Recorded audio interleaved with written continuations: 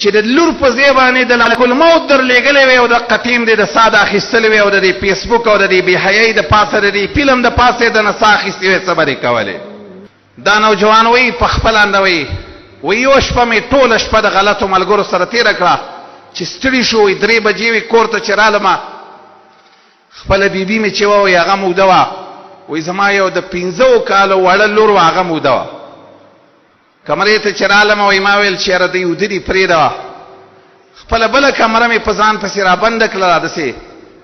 او ما ویل چې زه لږ نور به فلمونه به لږ نور وګورم لږ دا به تا ته هم پته وي تا نوجوانه وروره فیغلې خورې تا ته به دا خبره پته وي دا هغه ټیم دی چې رب العالمین اسمان د دنیا ته راکوزیږي او ما او تا ته وایي ما نه به څوک بخښنه وغواړي ما او تا ته وایي ما نه به څوک دعا وغواړي ما نه به څوک رزق وغواړي ما به څوک رضا کي ما او تا ته رب العالمین داسې خبرې کوي او نوجوان رور مې په دغه وخت کې د رب العالمین د خفه کولو لارې ګوري. وایي زه چې خپل فلم ته کېناستمه لږ ساعت وروسته وایي دروازه مې راپسې کولاو شوه زما وړه لور د 15 کالو وی ما ته مخامخ ویل دروازه کولاو کړه ما ته ویل چې پلارا یا ابي پلارا عیب علیکا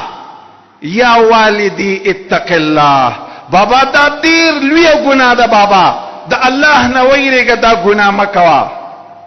وی دا خبره را تدریک کرته دی خپل ولی لور مې راته وکړه بابا د الله نه ویریږه دا ډیره د شرم خبره را چې ته داسې ګناه کوې چې رب العالمین وایي چې ما رضا که او ته یې خفه کې رب العالمین وایي ما نه بښنه وغواړه او ته په دې وخت کې ګناهونه کوې. وایي بېرته یې دروازه بنده کړله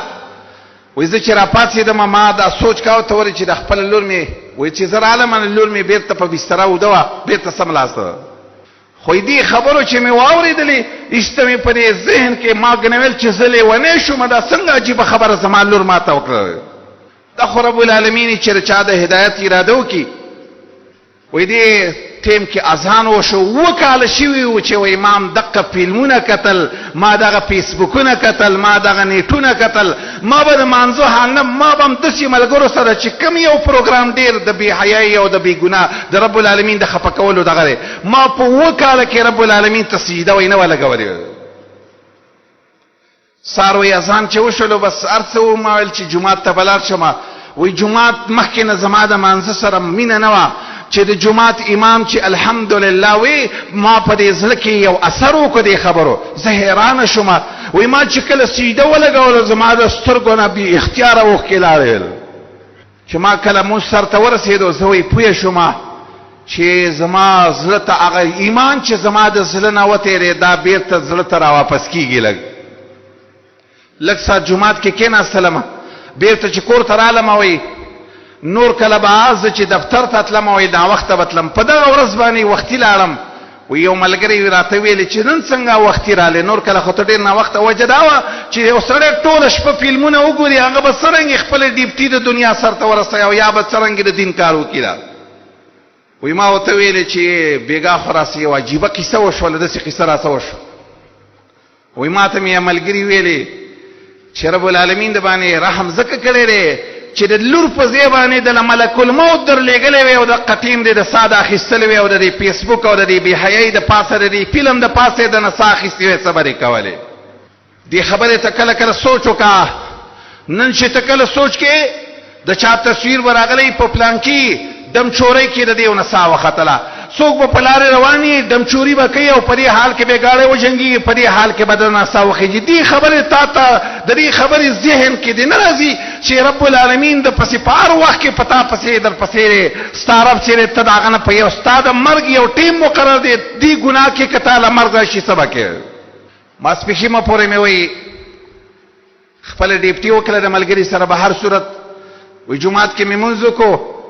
خو یې په دې زړه کې مې یو غټ سوچ و چې هغه خپله لور بېرته وینم چې کومې لور د هدایت ذریعه زما ګرځېدلې ده. وایي ډېر سوچ مې وایي ډېر تیز کور ته را روان وم کور ته چې رالم نه خپله لور مې وایي خپله ښځه مې مخې ته ولاړه ده د دروازې نور کله به وایي د دروازې مخې ته نه ودرېده. وایي ما ته یې ویلې چېرته ورک شوی وي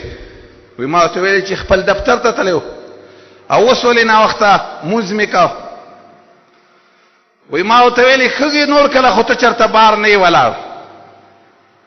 څنګه نن بار ولاړې دروازې مخې ته؟ ویل ما ته اول ویل ستا د 15 کالو لور چې ده هغه وفات شوې ده،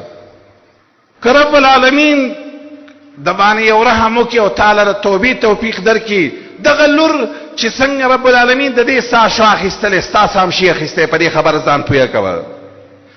وی دا خبره چې ما واورېدله، وی زما حواسو کار پرېښودو، بې اختیاره مې د سترګو نه اوښکې روانې شو چې ما خو غټ ارمان دا و چې زه د چا په وجه باندې مې ایمان بیرته نصیب شوی دی، د چا په وجه باندې مې حق نصیب شوی دی چې دا خو مې یو ځل بیرته لیدلی وی. جنازه هم چې پې وکړله، وی هغه ملګری مې راغی ویل ما ته ویلې خپله هغه لور چې ستا د هدایت ذریعه ګرځېدلې ده دا نن په خاورو کې په خپله اندخه کا. وی ما ملګرو ته ویلې چې دا زه خپله لور نه ښخومه، دا زه خپل یو نور دی چې الله ماله رالېږلې وه خو زما نه یې واخیستله وه. زما عرض دا دی رونو نوجوانانو او د دې زمانې ای مسلمانانو چې دا کم ګناهونه کیږي، والله رب العالمین به غصه شي او د دې غصې په وجه باندې به داسې عذاب را باندې راولېږي چې زمونږ دپاره به د توبې لار هم نه وي، زمونږ به د معاف کېدلو لار به هم بې نه وي، داسې قهر به را باندې راشي. نن چې سوچ وکړي هر طرف ته د ګناهونو، څوک دې خبرې ته فکر نه کوي. چا خپل بچي ته داسې ونه ویلې چې بچیه ستا سره چې د هغه څپېړه موبایل سره ته پې ټوله شپه څه ته ناست